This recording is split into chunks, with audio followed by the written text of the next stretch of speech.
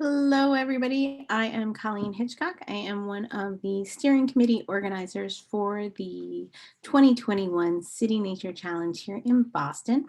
In this video, I am going to introduce you to the iNaturalist platform. If you are interested in becoming involved in the 2021 City Nature Challenge, please see our explainer video for more information about the City Nature Challenge.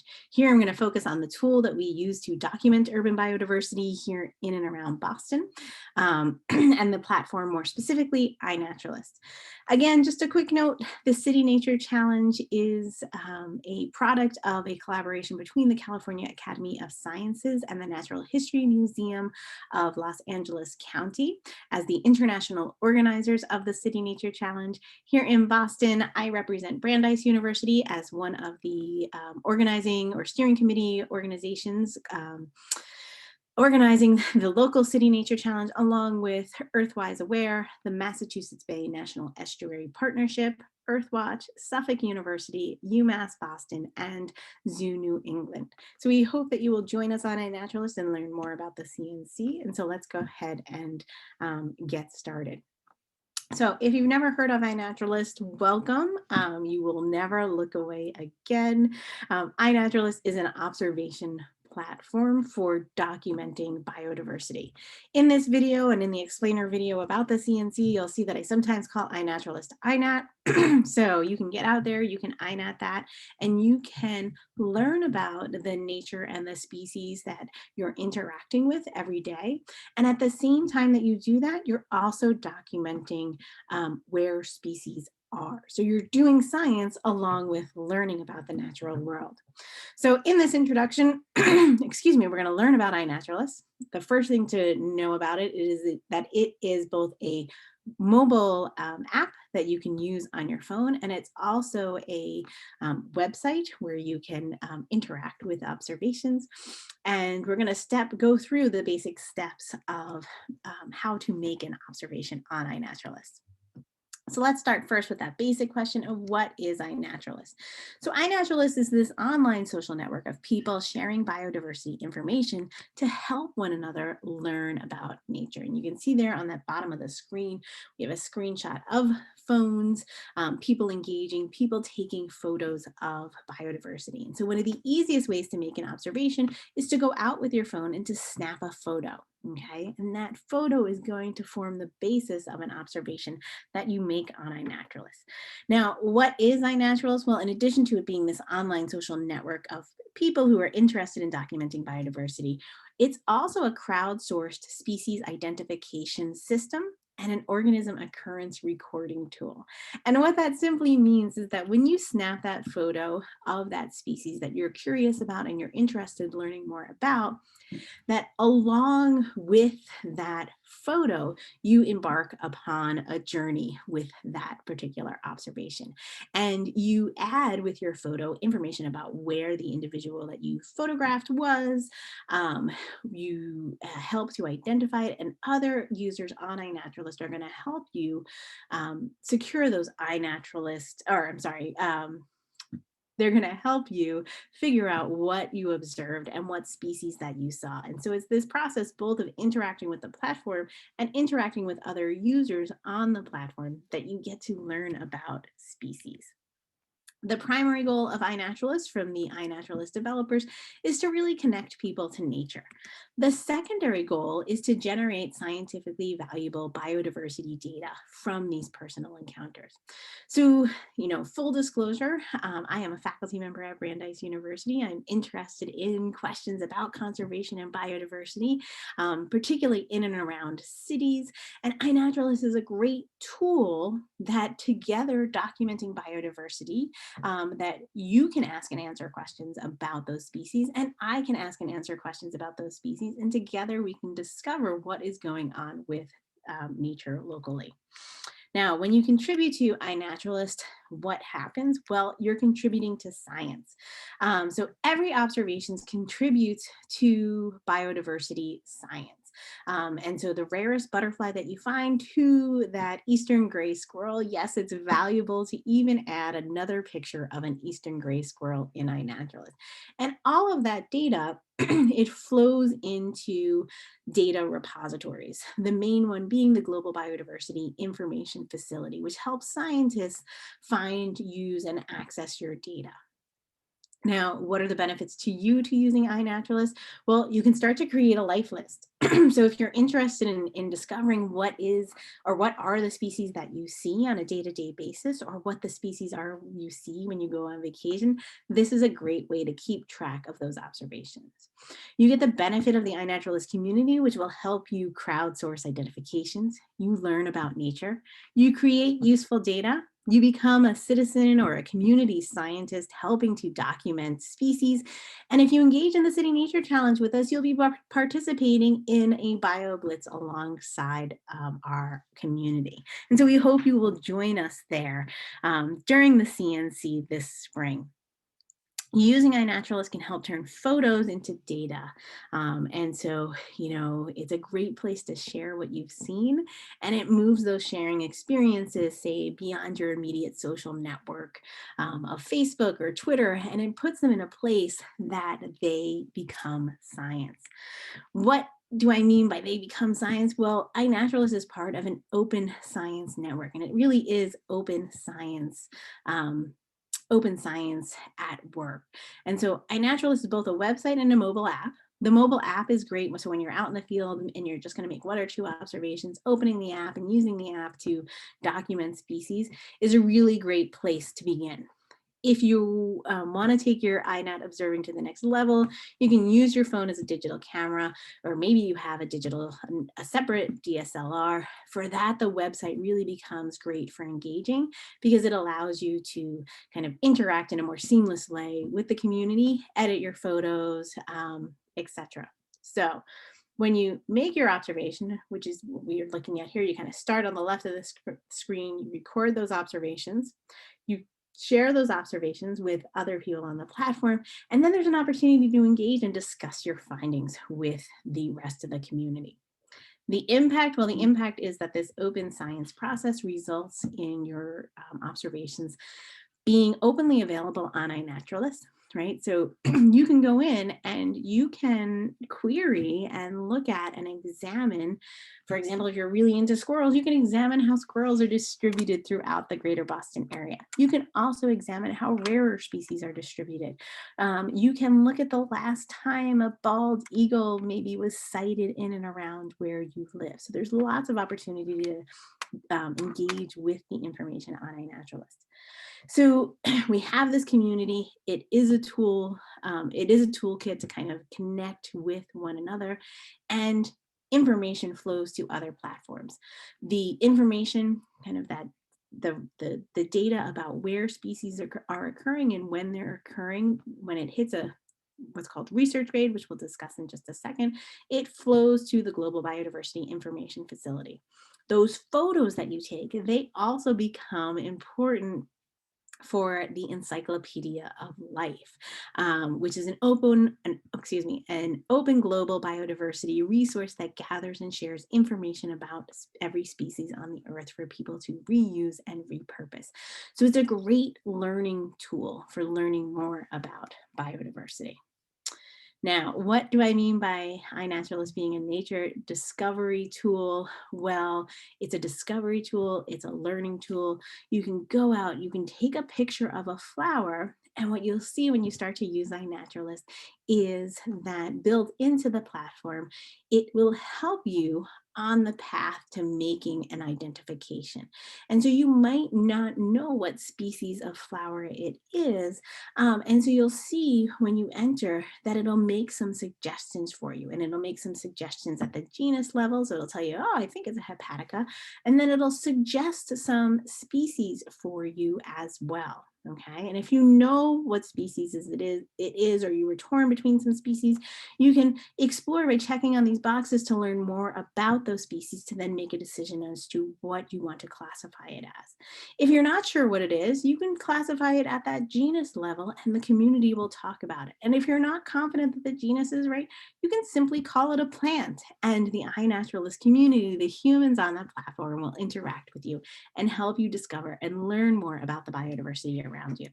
So the first step when you're out in the field and making an observation is you simply take a photo of what you are seeing. And so here we can see we have this kind of crazy looking leaf hopper, right? We see in this observation, it actually has a species identification and it also has hit research grade. And so I'm going to explain what all of that means in just a second. So when an observation is put onto iNaturalist, the community talks about it. Okay, and so what does that discussion look like?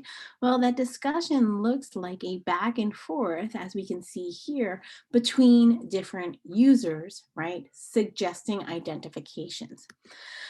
Sometimes it'll just be those suggestions. Other times there'll actually be messages typed back and forth in there as well.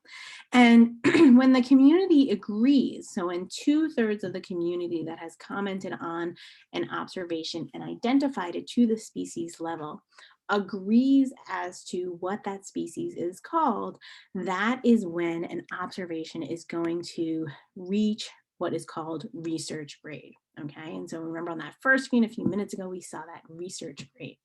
And that's that research grade data. Once it hits research grade data, that's when it flows out of iNaturalist and joins other data over in GBIF. Okay, so the data is always open and available within iNaturalist, but it also flows out of iNaturalist to these other platforms once it hits that research grade quality.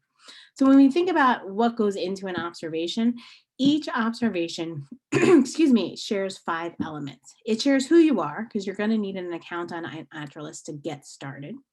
It will include what you saw. Okay, and so that what you saw can be as vague as a plant or a butterfly, or it can be as specific as a monarch and a white oak. Okay, so that there's these different levels of kind of the what you saw. All right, and that discussion is going to get you to that species level identification. It'll also include when you saw it. Okay, so you're going to add a date and a time if it isn't already automatically added for you through your photo and how you upload your data. You're gonna add where you saw it. Okay, so for example, for the City Nature Challenge, we're really interested in those observations within the 495 corridor, all the way down to the Cape and the islands. So you add that where information. And then you'll add some evidence of what you saw. And that evidence, the easiest way to get evidence in is in the form of a photograph.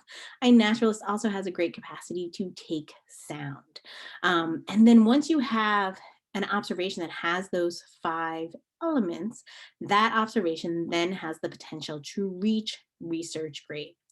One caveat, if you're working with kids or your family is going out, like all social media and sharing platforms, users should be aware that about the information they're sharing about themselves. And extra precautions, of course, should be taken for those youth under the age of 13. So keep that in mind as you are introducing users to the iNat platform. So, excuse me, if we're going to make kind of a virtual demonstration of how to make an observation, the keys to making a good observation is that iNaturalist is really a platform for sharing observations of wild organisms. And so by wild, I mean, you don't want to go to Zoo New England, right? One of our steering committee members here, and make an observation about the giraffes, right? That doesn't really tell us something about what biodiversity is doing in and around Boston. But you can go to the Franklin Park Zoo, for example, and maybe you catch a white-breasted nuthatch in action, right, on one of the trees near you, and you make an observation. That's a wild organism. So you want to focus on a wild organism when you're out documenting biodiversity. The same is true, excuse me, for plants as well. We want to focus on those plants that aren't cared for by humans. They don't have to be native species of plants. They don't have to be native species of animals. but they should be wild. So you want to avoid the plants in pots. You want to avoid the plants that are cared for by humans in flower beds that only exist there because someone has planted them.